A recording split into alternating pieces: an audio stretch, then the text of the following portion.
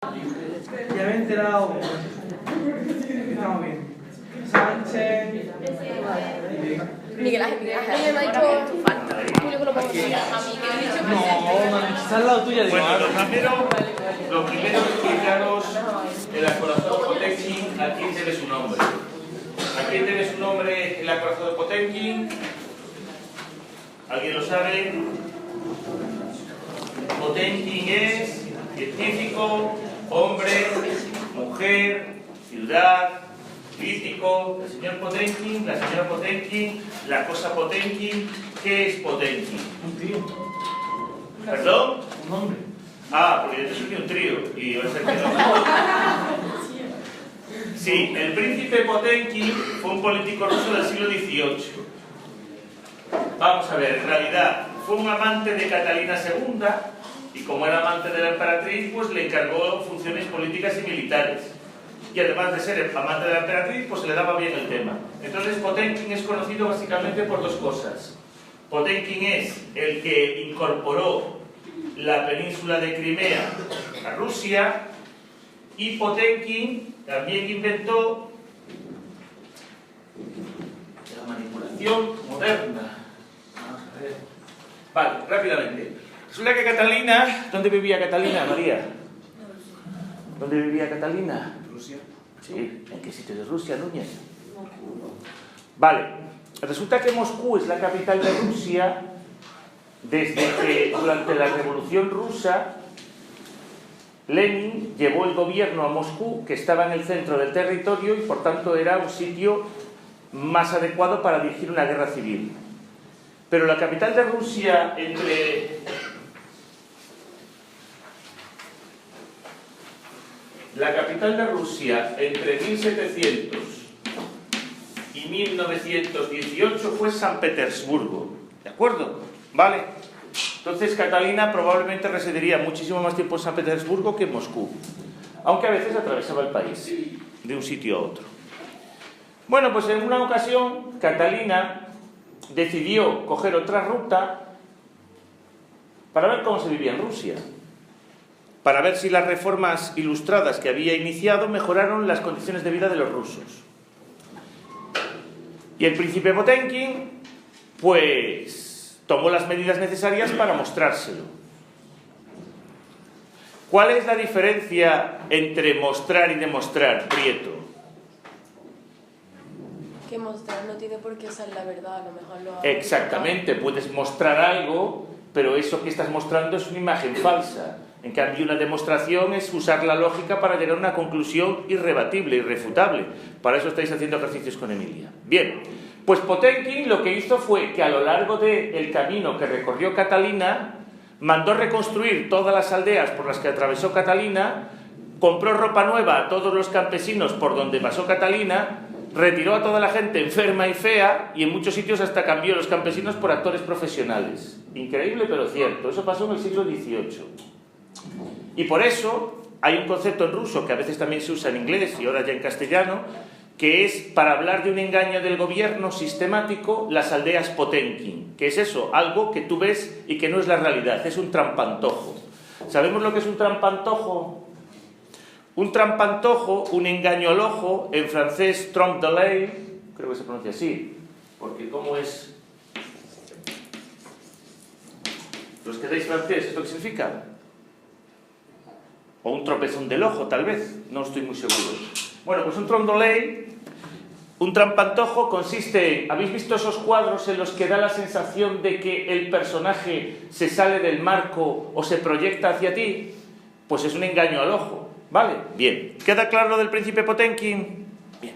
Vamos a empezar viendo entonces las escenas de las películas. Vamos a empezar con la primera película que nos interesa, que es Octubre, la película que hizo Eisenstein sobre la revolución rusa bolchevique de octubre de 1917. Y la película de Eisenstein dura 2 horas y pico. Pero nosotros vamos a ver un tráiler de 1 minuto y medio que hicieron estudiantes de cinematografía en la Universidad de Málaga, y lo que han hecho es seleccionar 2 o 3 escenas, cambiarle la banda sonora y poner unos subtítulos. A ver qué tal funciona esto. Si funciona bien, vamos a tener una clase buena. Espera.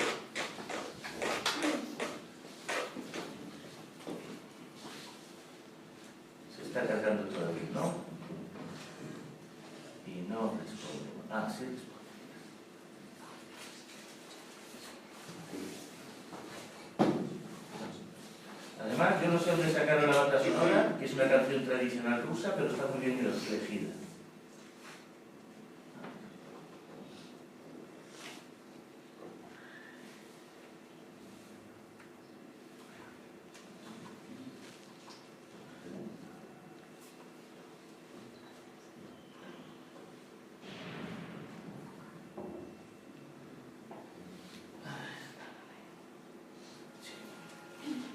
Suena, ¿no? Sí. No, te has saltado, no prendo la ancha. Ah, perdón. De verdad que todo eso. Si te voy a por los pies,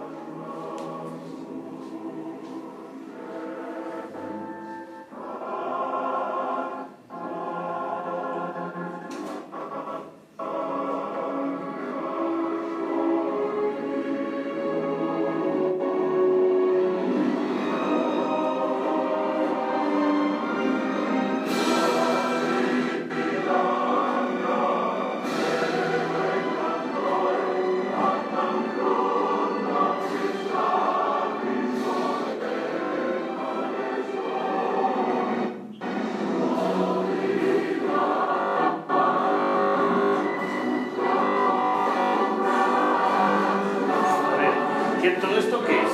De la propia grabación, del sistema de reproducción. Que va muy lento. Pues a mí no me lo explican a esta hora de la mañana, no puede ser que estén conectados con los ordenadores del centro.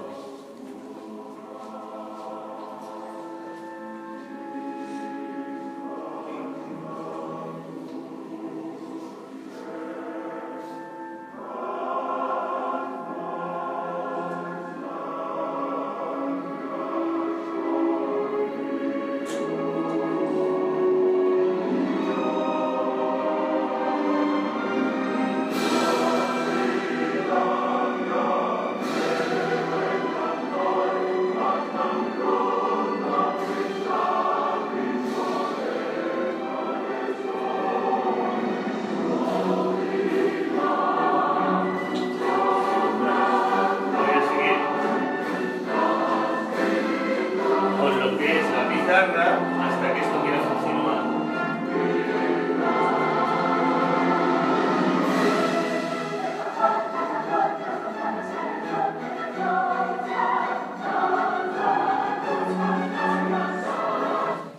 Pues sí, voy a continuar con la pizarra hasta que eso quiera funcionar bien. Que no vamos a estar una hora pendientes de que funcione.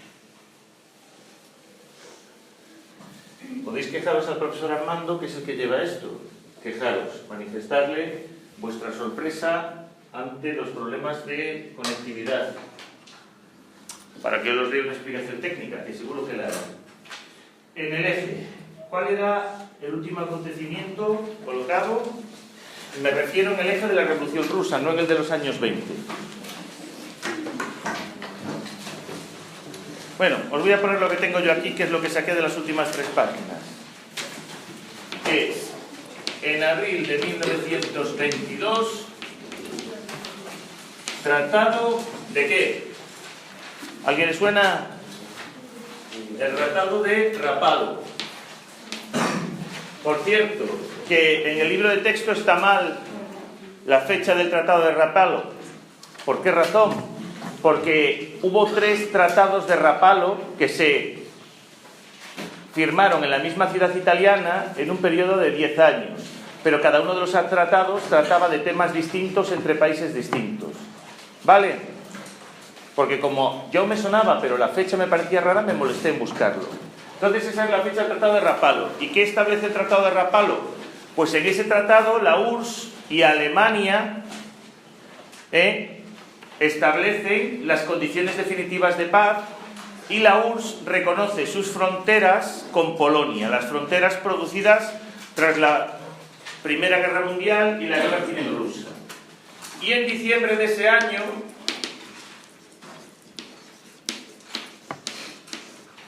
es cuando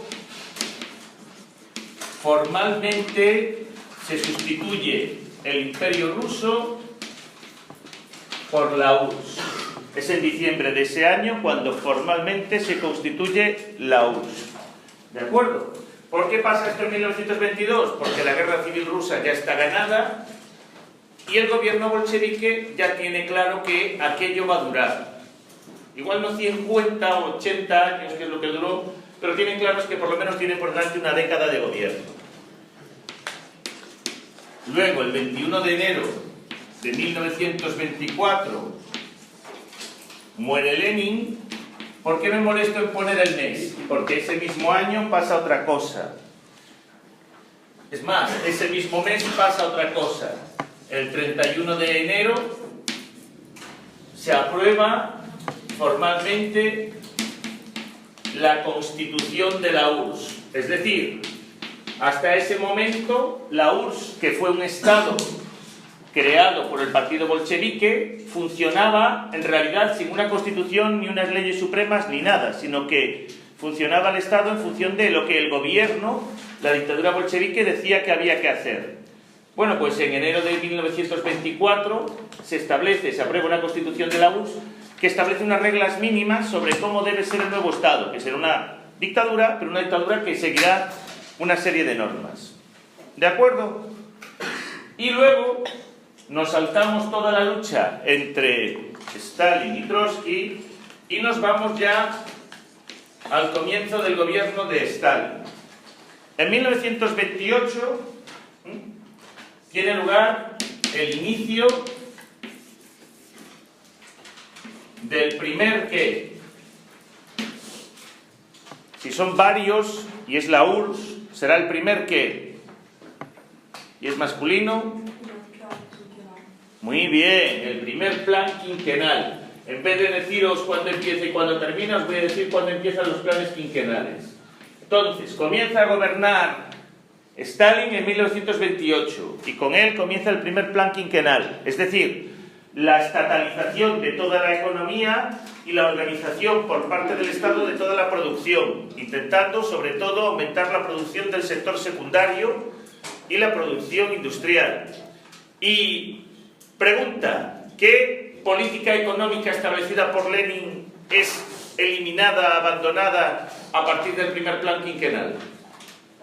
La NEP, evidentemente. Si la NEP establecía un campo para la iniciativa privada y la propiedad privada en cuanto a la pequeña industria y los bienes de consumo, con el primer plan quinquenal desaparece eso. Todo el mundo ha de someterse a las órdenes del gobierno. Pero los campesinos rusos y ucranianos no se van a someter a las órdenes del gobierno, van a llevar a cabo resistencia pasiva. ¿Sabes, David Quero, lo que es la resistencia pasiva? ¿Qué es la resistencia pasiva, Quero? ¿Qué es la resistencia pasiva, Sánchez? Montoro, ¿qué es la resistencia pasiva? La resistencia sin violencia.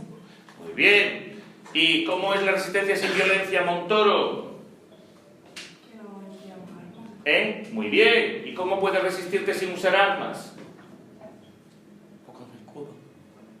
¿Cómo se lleva a cabo hoy la resistencia no violenta? Por ejemplo, ¿de qué otra manera? No trabajando. No trabajando, muy bien. ¿De qué otra manera?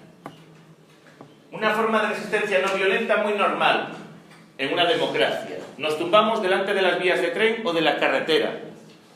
No hacemos nada, pero nos tumbamos. Nos tienen que retirar. Como eso lleva su tiempo, supone un retraso en los transportes y un daño económico. Eso es una cosa que se usa mucho, además de la huelga. Lo que es simplemente bloquear las comunicaciones por el hecho de yo estoy aquí. Es más, nos juntamos 20.000 tíos, ahora que nos levanten a todos. Porque venga el tren y los pide. Pero estamos hablando de una democracia. Ah, bueno. Como esto era una dictadura, evidentemente esos métodos no servían. Entonces lo que hacían los campesinos era esconder la cosecha, sabotear lo que eran las máquinas del gobierno, y el gobierno reaccionó con violencia. Pequeño inciso, qué suerte tenéis que la profesora Emilia es una buena dialéctica. ¿Sabéis lo que es ser dialéctico? ¿Sabéis lo que es ser una buena dialéctica? Una persona que es capaz de encadenar lógicamente y establecer un argumento sólido. Porque ayer hubo una convocatoria de huelga para este viernes y yo estaba dispuesto a unirme a la huelga. Y ya veríamos cuando hacíamos vuestro examen.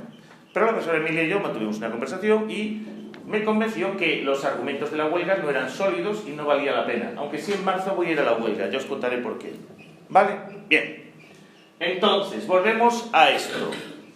Guerrero, ¿te suena, no?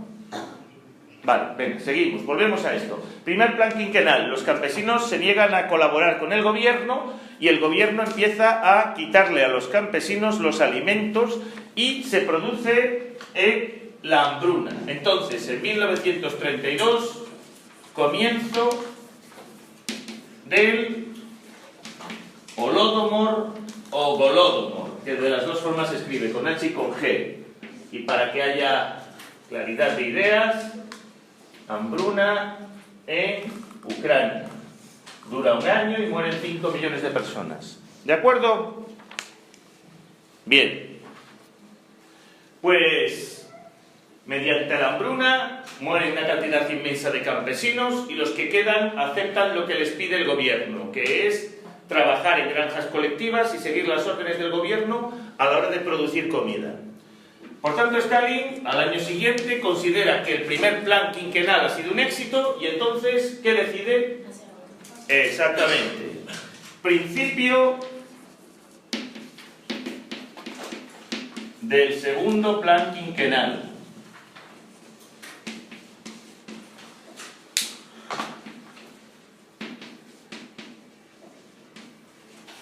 Muy bien. Y mientras estáis copiando, vamos a ver, Gálvez. ¿Qué son principio, inicio y comienzo? ¿Me lo puede decir alguien? Sinónimos, para no repetirse, ¿vale? Que es una cosa que tenemos que aprender. Bien, pues, como la URSS en los años 30 ya es un Estado que tiene más o menos unas relaciones diplomáticas con otros países europeos, pues en 1934 la URSS es aceptada ¿en qué organización internacional? ¿Qué organización internacional se creó tras la Primera Guerra Mundial? La Sociedad de Naciones. Entonces, ingreso de la URSS en la Sociedad de Naciones. Y ahora viene un año con dos acontecimientos. Estamos en pleno segundo plan quinquenal, ¿no? Pues en agosto de 1900, voy a hacerlo al revés, 1936, agosto, 1936, agosto, inicio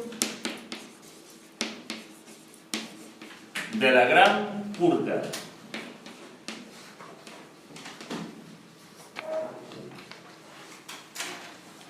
La Gran Purga consistió en que en el año 1936, después de 8 años de gobierno, Stalin se considera lo suficientemente fuerte para eliminar al último grupo dentro de la URSS, el último grupo social que podía suponer un desafío para su poder. No es que lo fuera, pero potencialmente de ahí podrían salir los adversarios contra él. ¿Qué grupo social a la altura de 1936 podía oponerse a Stalin? ¿Cuál era el único grupo social que tenía algún poder y en un futuro podría organizarse para oponerse a Stalin? El ejército. Vale, muy bien. ¿Y qué otro grupo social muy parecido al ejército? El propio Partido Comunista de la Unión Soviética. Entonces, Stalin, en la Gran Purga, hace detener, juzgar, encarcelar y fusilar a varios millones de militares y miembros del Partido Comunista de la Unión Soviética, sobre todo gente, amigos suyos de su generación, que hicieron con él la revolución y la guerra civil. Personas conocidas y respetadas y que por tanto todos eran potenciales adversarios si en algún momento había una discrepancia o un problema. Pues para no tener a ningún adversario, Stalin mata a toda la gente de su generación o los mete en campos de concentración. Da igual que hubieran luchado en la guerra civil a favor de los bolcheviques, da igual que hubieran sido amigos íntimos de Lenin, da igual que hubieran participado en la revolución de 1917. Se les juzga, encarcela y ejecuta. Pero claro, ¿cómo vas a demostrar que un tío que desde 1900 o 1901 o desde 1890 es un revolucionario profesional y que ha dado todo por la revolución, es un traidor. ¿Cuál es el motivo para juzgarlos? Pues muy sencillo. Se tortura a esa gente, se tortura a sus familias, se amenaza con fusilar a sus familias y mandarlas a campos de concentración, y en los juicios la gente se acusa de todo. Se acusan de ser espías de Alemania, se acusan de ser espías de Francia, se acusan de ser espías trotskistas que preparan la contrarrevolución y la vuelta del zar. Dicen que desde la revolución de 1917 ya estaban preparándose para traicionar a la revolución, que todas sus vidas han sido una mentira. Y en la Gran Purga Stalin descabeza la sociedad. ¿De acuerdo? De forma que queda Stalin y 3, 4, 5 escalones sociales por debajo de él, pues ya están los de 30 y tantos años que se han formado durante su gobierno. Porque de la generación que hizo la revolución y la guerra civil, pues se los ha cargado a casi todos. ¿De acuerdo? Por eso cuando Hitler, 4 años, 5 años después, invada la URSS, casi va a invadir la URSS y ganar en 3-4 meses, porque el ejército soviético no tiene generales experimentados, ni generales, ni coroneles, ni comandantes, porque toda esa gente está en campos de exterminio, en campos de concentración, que no es lo mismo, o ha sido fusilada por Stalin. De hecho, cuando Alemania invade la URSS, lo primero que hace Stalin es sacar de los campos de concentración a todos los oficiales con experiencia y volverlos a poner al mando de tropas. Y los oficiales aceptan hacerlo, no solamente por escapar del campo de concentración, sino por compromiso con su país. Y cuando terminó la guerra, unos, entre comillas, fueron... ¿cuál es la palabra? Fueron rehabilitados, y otros, cuando terminó la guerra, volvieron a los campos de concentración. De hecho, cuando terminó la Segunda Guerra Mundial, en los campos de concentración entraron 2 tipos de prisioneros. Primero, los prisioneros alemanes que se pasaron en los campos de concentración soviéticos 10 años, hasta que 10 años después de la guerra pudieron volver a Alemania. Y luego entraron en los campos de concentración soviéticos todos los soldados soviéticos hechos prisioneros durante la guerra. Es decir, alucinante. Tú eres un soldado soviético, luchas heroicamente, una bomba te deja aturdido, te hacen prisionero los alemanes, te llevan a un campo de concentración alemán, echas 2 o 3 años en un campo de concentración alemán viendo morir a todos tus amigos y compañeros. Y cuando por fin el Ejército Rojo te libera, como te dejaste hacer prisionero, eres un traidor y te mandan a entrenar a un campo de concentración soviético a Siberia. Increíble pero cierto. Y eso le pasó a 2 o 3 millones de soldados soviéticos hechos prisioneros por los alemanes y luego devueltos por Stalin a sus propios campos de concentración. ¿Nos queda claro lo que es la Gran Purga y cómo funciona y qué efecto tiene? ¿Sí? ¿Sí, Leiva? Muy bien. Pues vamos a continuar. Como la Gran Purga supone una limpieza, entrecomillada la palabra limpieza. ¿Habéis visto el anuncio de la limpieza? ¿Alguien ha visto un anuncio en televisión en el que un hombre muy serio mira a la cámara y parece que es un asesino a sueldo y luego resulta que luego es un matarratas o algo así? ¿Os suena, no? Por eso la palabra limpieza, entre comillas, significa las 2 cosas. ¿Quién había visto Reservoir Dogs? Leiva, métele el enlace a una página buena para poder ver la peli, Reservoir Dogs. ¡Ay, Dios! No, Reservoir Dogs no. También, sí. Reservoir Dogs es la primera película de Tarantino. Supongo que sabéis todos quién es Quentin Tarantino. Pero no estaba pensando en Reservoir Dogs, estaba pensando en Pulp Fiction. ¿Dime? Sí. ¿Quién ha visto Pulp Fiction? Que eso sí lo habréis visto, ¿no? Tú sí. ¿El señor Lobo? Pues eso es un limpiador. Tenéis que ver las 2 pelis. Vale. Hablando de Quentin Tarantino, de Pulp Fiction, de Uma Thurman y de Kill Bill. ¿Habéis visto el vídeo?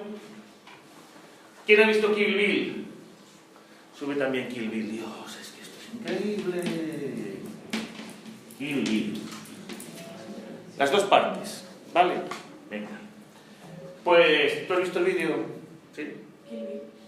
Sí, no, me refiero el vídeo que ha subido Tarantino hace nada a YouTube. Pues que Uma Thurman, grabando Kill Bill, haciendo una escena, casi se mata. No con las espadas, sino con un coche. Un hostio, además es que lo ves y es de verdad. O sea, dices tú, ostras, qué golpe se ha dado. que dices tú, para que luego digan que no arriesgo las películas. Y tiene mérito que Tarantino lo haya subido, porque si Uma Thurman ahora le presenta una denuncia por, no sé, 100 millones de dólares o 300 o 400 por daños morales, físicos y lo que sea, aunque haya pasado un montón de años, se los lleva. Pero ella ha dicho que le parece muy digno por su parte reconocer que la cagó, porque ella le dijo, esto es peligroso, y él dijo, no hombre, ¿qué se va a poder hacer? Vale, bueno. Entonces, limpieza. Después de hacer limpieza en el partido, pues como falta un montón de gente y la estructura del Estado se ve afectada, porque claro, resulta que cuando comienza la gran purga, yo soy juez y mando a un campo de concentración o a la pena de muerte a 20.000 tíos. Y cuando lleva un año y pico la gran purga, resulta que yo también soy un traidor y es a mí al que torturan y al que mandan a un campo de concentración. Entonces claro, como falta tanta gente, hay que crear una nueva constitución soviética, ¿de acuerdo? Y entonces, en diciembre de este año, Stalin elabora una nueva constitución a su gusto. En realidad la URSS tuvo 4 constituciones, pero estas dos son las que nos interesan, la primera y la segunda. La primera porque manifestaba todos los deseos, la buena voluntad de la revolución, y la segunda porque es más... Os pongo el ejemplo. Primera constitución soviética. Capítulos dedicados a la mujer. Plena igualdad laboral, igualdad de salarios, derecho al aborto, derecho al divorcio, derecho a guarderías infantiles, tratamiento personalizado para las mujeres. Es decir, la primera constitución soviética establece una serie de derechos para las mujeres. Es verdad que la URSS es una dictadura, pero es cierto que la condición de vida de las mujeres soviéticas en los años 20 era mucho mejor que la de muchas mujeres en Europa Occidental, porque tenían acceso a todos los trabajos y había muchas mujeres en los escalones más altos del partido. ¿De acuerdo? Entonces, siendo una dictadura que a nivel individual dio oportunidades a millones de mujeres. De hecho, ya os he hablado que durante la Segunda Guerra Mundial el único país que militariza de forma masiva a las mujeres es la URSS. ¿De acuerdo? Vamos a ver eso ahora, si nos da tiempo, todo. Bien. Y la segunda constitución que se elabora, pues la primera es cuando, en el 24, en la segunda en el 36, han pasado 12 años. Pues en la segunda constitución resulta que cambia totalmente lo que es el articulado. Sigue existiendo el derecho al divorcio, pero hay problemas. Sigue existiendo el derecho al aborto, pero hay problemas. Siguen las mujeres teniendo igualdad y todo lo demás, pero hay un montón de excepciones que hacen que esas condiciones para las mujeres se empeoren. ¿Era Stalin un machista a secas?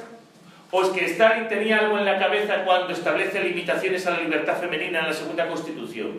Teniendo en cuenta que era un dictador que podía hacer lo que le daba la gana. Entonces, ¿por qué se molesta en establecer límites a la libertad femenina en la segunda constitución? ¿Qué es lo único que pueden hacer las mujeres? Que no pueden hacer los hombres. Parir. ¿Y cuál es el problema que tiene la URSS? Pues que entre la guerra civil, las hambrunas, en la gran purga, resulta que en la URSS faltan 30 o 40 millones de personas. La URSS tendría que tener ya 190 millones de habitantes y tenía 170 o así. Stalin dice, esto no puede ser. Aquí necesitamos que las mujeres se pongan a parir y necesitamos hijos. Necesitamos hijos básicamente porque necesitamos soldados. Porque si hay una guerra contra Alemania, aquí no falta gente. Entonces, la nueva política es básicamente poner estorbos a la mujer para que no ejerza los derechos que sí reconoce la Constitución y entonces vuelvan a tener hijos. ¿De acuerdo? ¿Vale? De hecho, os pongo un ejemplo muy sencillo. Hoy la URSS ya no existe, pero Rusia, que es su heredera, es el país de Europa con mayor tasa de divorcios y el país de Europa con mayor tasa de abortos, tanto de fetos masculinos como femeninos. Y eso sí es herencia de la URSS. ¿De acuerdo? Vale. Lo mismo que la mayor tasa de mujeres que viven solas en Europa, me parece que también está en Rusia. ¿Vale? Bien. Termino en esto, que me quedan dos cosillas.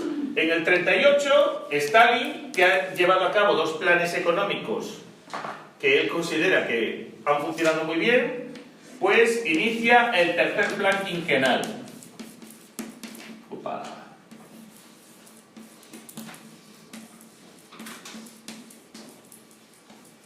Básicamente el plan quinquenal, el primero, el segundo, el tercero, se dedica a producir locomotoras, raíles, tractores, camiones, tanques, cañones. Es decir, ni un solo traje, ni un solo bien de consumo. Básicamente, industria pesada, maquinaria, ¿de acuerdo? Para armar el ejército y mecanizar la agricultura. Y luego, en 1939, el año de todas las furias, en agosto, se firma un pacto que va a dar lugar a la guerra, que es el Pacto Germano-Soviético. En el Pacto Germano-Soviético se establece que la URSS y Alemania, los nazis y los comunistas soviéticos, van a tener una relación de buena voluntad y de intercambio económico. Y como Hitler ya tiene claro que no va a haber guerra con la URSS, por lo menos en unos añitos, puede comenzar la guerra sin problemas. ¿Cuándo empezó la Segunda Guerra Mundial? ¿En qué mes? El 1 de septiembre. Es decir, Hitler firma este pacto, sabe que Stalin y él van a quedar como amigos unos años y comienza la Guerra Mundial. Pero los pactos se... Los pactos se rompen, claro. No, tanto Stalin como Hitler tenían claro que a la larga se iban a enfrentar en una guerra. Pero Stalin pensaba que la guerra contra Hitler llegaría en 5, 6, 7 años y Hitler pensaba lo que pasó, que la guerra contra Stalin llegaría en 2 o 3 años. Calculaban distinto, por eso Stalin fue engañado. ¿Vale? Pero Stalin sí pensaba en hacer también la guerra, pero pensaba que iba a tener tiempo suficiente para prepararse. Otra cosa más, además del pacto de amistad y de intercambio económico, dentro del pacto germano-soviético había un protocolo secreto. Ya sabemos lo que es un protocolo, ¿no? Ya hemos oído lo que es un protocolo. Pues en el protocolo secreto se establecía que cuando Alemania invadiera Polonia, la mitad de Polonia sería para la URSS. Y que si la URSS quería invadir Estonia, Letonia, Lituania, Finlandia, que en ese momento eran países independientes, pues sin problemas, que Alemania no diría nada. ¿Qué es lo que pasó? Hitler y Stalin se repartieron Polonia, Stalin se tragó Estonia, Letonia y Lituania, que estuvieron en la Unión Soviética hasta que desapareció la URSS, y Finlandia fue invadida, pero se salvó de milagro. ¿De acuerdo? Una cosilla. Cuando Stalin invadió Polonia, hizo exactamente lo que hizo Hitler, salvo con la salvedad que Stalin no mató judíos. Pero Stalin en todo lo demás hizo exactamente lo mismo que Hitler. Es decir, deportó, mandó a millones de polacos a campos de concentración por ser polacos, y Stalin ordenó el asesinato preventivo de decenas de miles de polacos porque podían ser una amenaza en el futuro. ¿De acuerdo? Entonces, si tú tuvieras que asesinar a una población que podría ser una amenaza política en el futuro, ¿a quién seleccionarías? ¿Seleccionarías en función de la edad? ¿Seleccionarías en función de la riqueza? ¿Seleccionarías en función del nivel cultural? ¿En función de la belleza? ¿Cómo seleccionarías a la gente? La edad. ¿Por la edad? Porque creo que está más cerca, en plan, más viejo, vivió más. Pues Y no. sabe más cosas. ¿Qué criterio usó Stalin para seleccionar a la gente? El cultural. Stalin ordenó pegarle un tiro en la cabeza a todos los polacos que estaban en su poder, que tuvieran titulación superior y fueran bachilleres. Porque una persona, por muy mayor que sea y por muy sabia que sea con la edad, sin formación no tiene las herramientas para desarrollar una organización. ¿De acuerdo? Cuando vemos la Segunda Guerra Mundial y vemos quién dirige los grupos de resistencia, pues ¿qué eran antes de la guerra? Profesor de música, profesor de instituto, cantante, escritor, novelista, filósofo, funcionario de aduanas. ¿De acuerdo? No nos encontramos ningún señor mayor de 80 años súper sabio dirigiendo una guerrilla, porque será súper sabio, pero no tiene las habilidades intelectuales para organizar a un grupo numeroso de personas y para distribuir lo que son las necesidades, porque hay que darles de comer, hay que darles armas, hay que enseñarles técnicas para combatir, hay que entrenarlos, hay que buscar lo que es códigos secretos, etcétera, etcétera, etcétera. ¿De acuerdo? Vale. Vale. Hay una película en mi blog, ¿cómo se llama? Busca una película, Marian Leiva, busca una película que se llama Katyn, o algo parecido, seguro que te aparece. En Katyn, ahora está en Bielorrusia, pues hay una fosa, hubo una fosa donde hubo 10.000 cadáveres de polacos a los que le pegaron un tiro en la cabeza. Luego hubo más fosas, ¿no? Pero la de Katyn era la más grande, ¿vale? Y hay una película polaca que habla de eso. Además, los últimos 5 minutos de la película son tremendos, porque en los últimos 5 minutos de la película se ve la técnica. Tú entrabas en una habitación, un tío salía de Sparks, te daba un tiro en la nuca, 2 cogían el cuerpo y lo tiraban por la ventana, mientras el que había pegado el tiro en la nuca con una fregona limpiaba todo. Los que estaban fuera cogían el cuerpo, lo iban subiendo a un camión, y cuando el camión tenía 50 cuerpos, iban a enterrarlo. Y mientras fuera seguían disparando y matando a un tío cada... ¿eso? ¿15 segundos? No, exagero, pero tal vez 45 segundos. ¿De acuerdo? Así es como se puede matar a 10.000 personas en 2 o 3 días. De una forma industrial, rápida y limpia. Hoy sabéis que, os he dicho que Rusia se ejecuta de la misma manera, ¿no? Que tú entras en una habitación, te pegan un tiro en la nuca, y como la habitación está hacia abajo, pasan la fregona y queda todo limpio. ¿Vale? Bien. Hombre, es más digno que en China. Porque en China, por si no lo sabíais, aunque el gobierno chino dice que eso no se hace, a los condenados a muerte, primero se los despieza para aprovechar los órganos para poderlos injertar en otras personas, y luego los restos se queman para que no queden pruebas físicas. Pero el gobierno chino dice que eso no pasa. Da igual, el gobierno chino no miente, no solo es una dictadura. En fin, ¿qué es lo que os quería yo enseñar? Lo de las francotiradoras. Venga, porque con esto hemos terminado. Sí, con esto hemos terminado. No, nos queda una última cosa. ¿Hasta cuándo duró el pacto con Hitler de Stalin? 41. Exactamente. En 1941, en junio, operación... Ya sabemos qué, ¿no? Barbarroja. Y para los que no se acuerden de lo que es, invasión alemana de la URSS.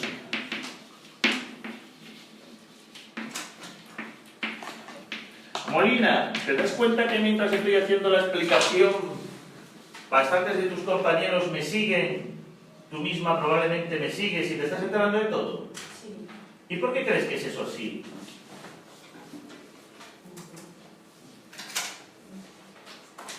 Porque somos inteligentes. No. No tiene nada que ver con la inteligencia.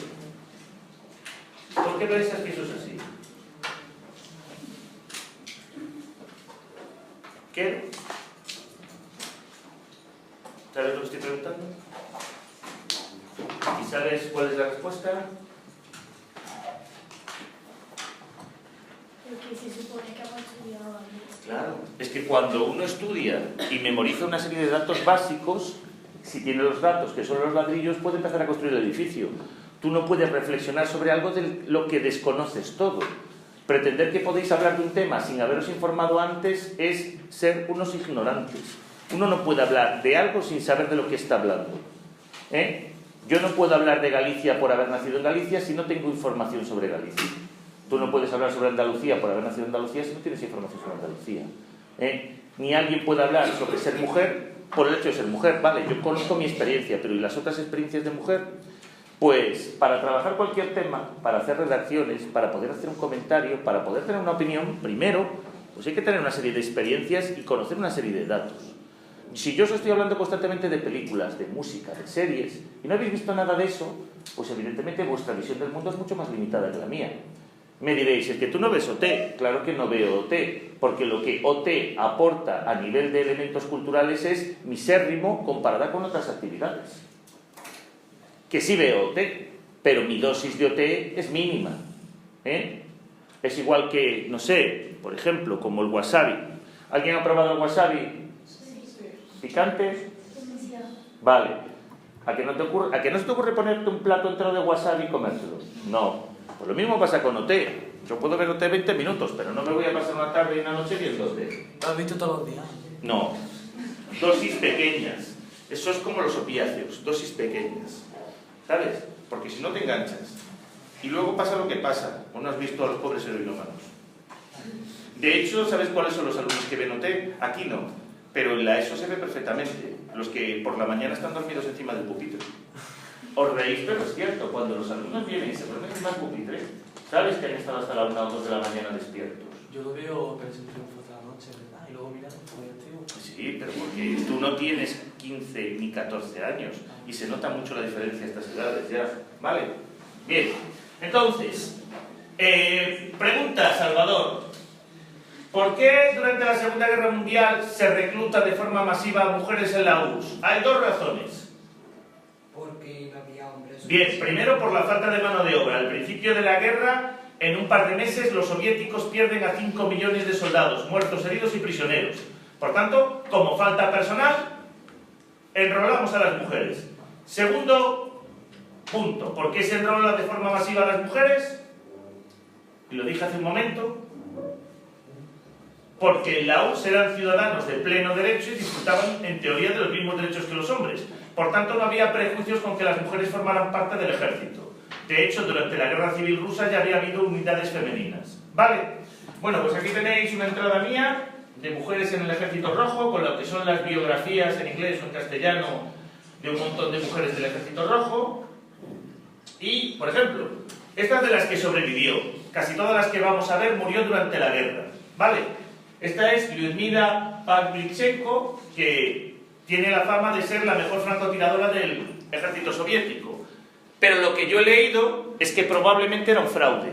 Es decir, hubo muchas francotiradoras en el ejército soviético muy buenas, pero esta probablemente no lo era. Lo que pasa es que el gobierno la eligió como representante y la llevó por Europa y Estados Unidos para mostrar la heroica lucha del ejército ruso. ¿Vale? Entonces probablemente esta no fuera ni la mejor, ni fuera la más activa, pero el hecho de que te llevaran por ahí y no te estuvieran pegando tiros en la primera línea le permitió no morir en la guerra y llegar hasta el año 74 viva, que tampoco es poco de pago. ¿Por qué se hacían francotiradores? ¿Eh? ¿Por qué se hacían francotiradores? Para cumplir. Sí, pero había más. Pues, Vale, venga. Las mujeres básicamente fueron servicios auxiliares. En primera línea, lo cierto es que hubo pocos batallones de primera línea femeninos, por la sencilla razón de que cargar el material son 30 kilos de peso y por constitución pues la mujer muchas veces no puede. Entonces, había unidades de primera línea femeninas, no muchas, luego había mujeres en los carros, había mujeres en la aviación, donde no se nota tanto lo que es el peso, y luego sí hubo muchas mujeres francotiradoras porque para las mujeres físicamente son mejores francotiradores que los hombres. Es decir, la constitución física de la mujer, el ritmo de respiración y demás de la mujer les hace mejores que los hombres para matar a distancia. ¿Es así? Vale, pues entonces hubo muchísimas mujeres francotiradoras. Y además, antes de la Segunda Guerra Mundial, una de las actividades lúdicas más extendidas en la URSS, que la que participaban por igual hombres y mujeres, eran los clubes de tiro. Entonces había decenas de miles, cientos de miles de mujeres que ya sabían disparar perfectamente las armas antes de empezar la guerra. ¿Vale? Está claro esto, ¿no? Bueno, pues Lyudmila Pavlichenko, bueno, todos son soviéticos, pero vamos a ver la diversidad étnica, porque Lyudmila Pavlichenko era soviética, pero era ucraniana, y tiene monumentos tanto en Rusia como en Ucrania. En los dos países la reclaman como una heroína nacional. Pero vamos con las imágenes. Se ve bien, ¿no? Si no se ve bien, me lo decís.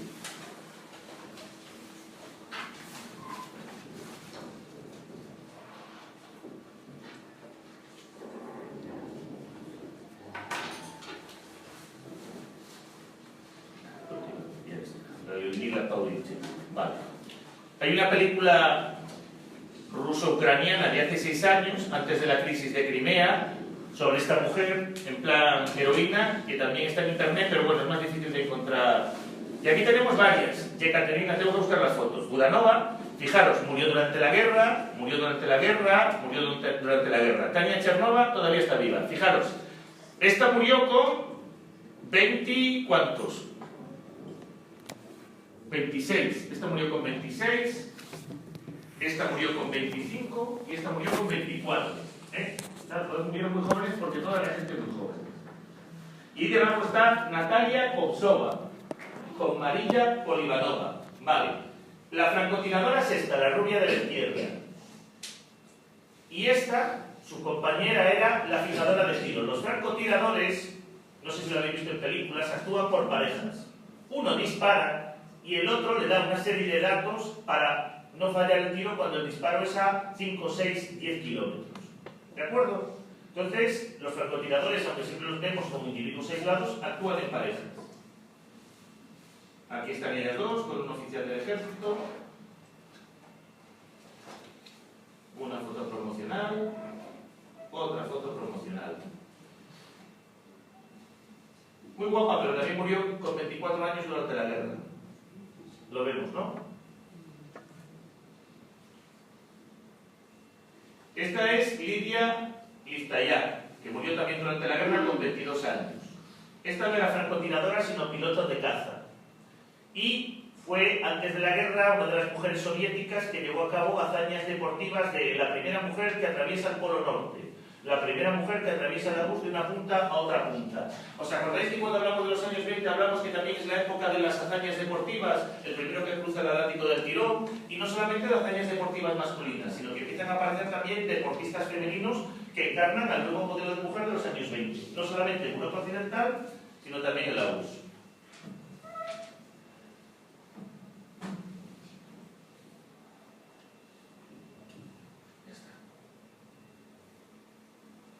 Y eso, murió en combate, la derribaron. Esta, Manshuk Mametova, que también murió con 22 años. Y esta es kazaja, también luchó por la URSS. Pero esta mujer era de origen kazajo. ¿De acuerdo? Es decir, turca.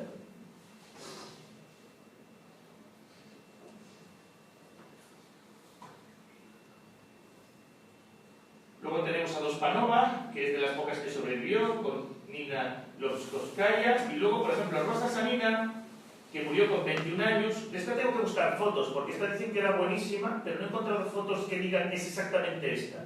Porque claro, el problema es que la mayor parte de las fotos bien identificadas están en ruso. Y yo todavía no sé leer ruso. Entonces, te ríes, pero algún día aprenderé. Yo espero aprender ruso antes de morirme. No aprender ruso, hablarlo bien, pero sí por lo menos a poderlo leer. Porque en Internet yo diría que el principal caudal está en inglés y luego después del chino seguramente el ruso será la tercera lengua con más caudal de información. Y el ruso es más fácil de entender que el chino. Sabemos por qué, ¿no? ¿Sabemos por qué le iba?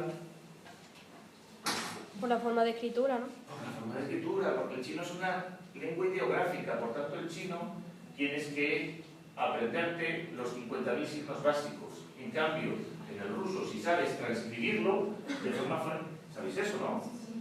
Si sabes transcribir el ruso de forma fonética y conociendo ya otros idiomas, como es un lenguaje indoeuropeo, es más accesible. Y luego, Clandilla Kalugina, que todavía sigue viva.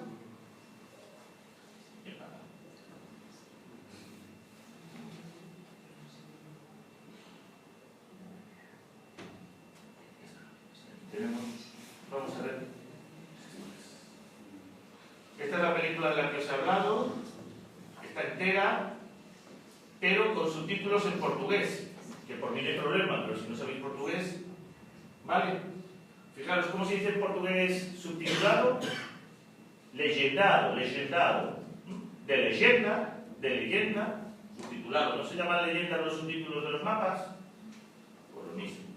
Pues nada, en la película va eso, de la chica que le muere la familia, se une al ejército, se enamora de un chico, luego lo matan, se enamora de otro, también lo matan, se queda embarazada, en fin, bueno. Esto está funcionando, pues vamos a ver si podemos verlo de Nevsky antes de terminar. Como tenemos varias películas de Lichtenstein, vamos a ver simplemente lo que os dije, la escena de las escaleras. ¿Qué pone ahí? En inglés, The Odessa Steps and its Descendants. Las escaleras de Odessa y sus descendientes. Entonces, vamos a ver. Vamos a empezar con el original. La película El acorazado Potemkin, de Eisenstein. El acorazado Potemkin se filmó en el 24. La película Octubre, que iba sobre la Revolución de Octubre, en el 28. Y la de... Esto es las escaleras. A ver si se ve. Esto son las escaleras. La gente ya está corriendo porque los soldados han empezado a disparar. Y esto es lo que os dije. Y esto es lo que os dije. De repente se cae el carrito de bebé por las escaleras. Los soldados disparando, el carrito de bebé, los soldados golpeando. Y ahora, esa misma escena homenajeada en una película de Hitchcock.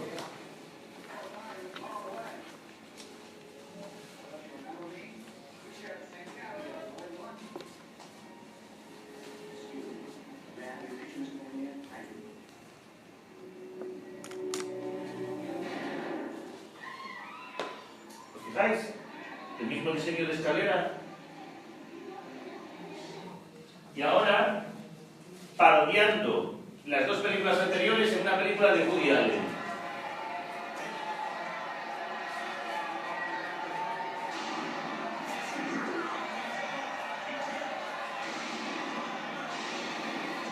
Y además de parodiar la escena de Hitchcock y las escaleras originales, parodia a un director francés que hace mucho esto, muchos planos y contraplanos con escenas muy cortas.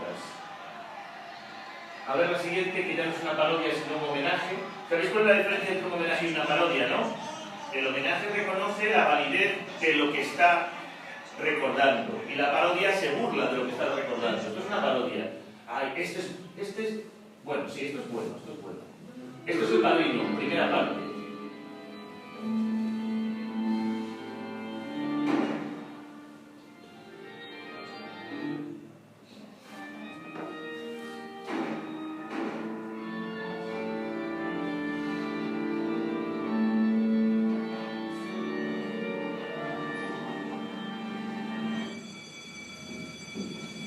Si queréis ver las parodias, los homenajes, el original, son 5 o 6 minutos. Ponéis en el buscador Potenkin con M, no con N, que luego la gente dice, no lo encontré, Potenkin es con M, ¿vale? Y podéis ver estos fragmentos, si os interesa. Y mañana, pues si hay alguna duda,